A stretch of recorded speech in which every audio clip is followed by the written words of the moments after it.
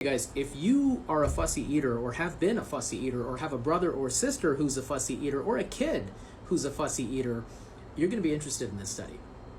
It's a twin study where they looked at food fussiness, and that's the scientific term for picky eating.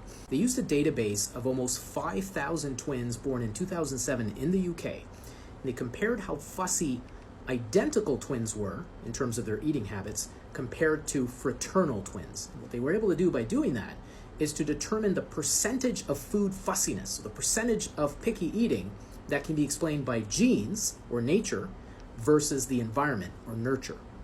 And so they followed these kids over time from the age of 16 months all the way out to when they were teens at 13.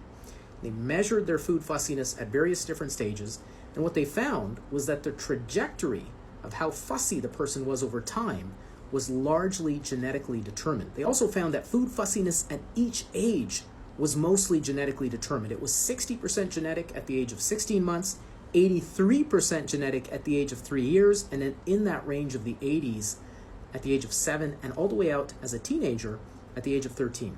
What this tells us is that our food preferences, our eating habits, how picky we are with foods, are not determined by our family environment, the first food we were exposed to, the dynamics around eating. None of the things that people expect to influence this are nearly as important as our genes. And in some ways, I think this is really liberating for parents out there who are often so worried about their kids being fussy eaters. It's nothing you're doing wrong.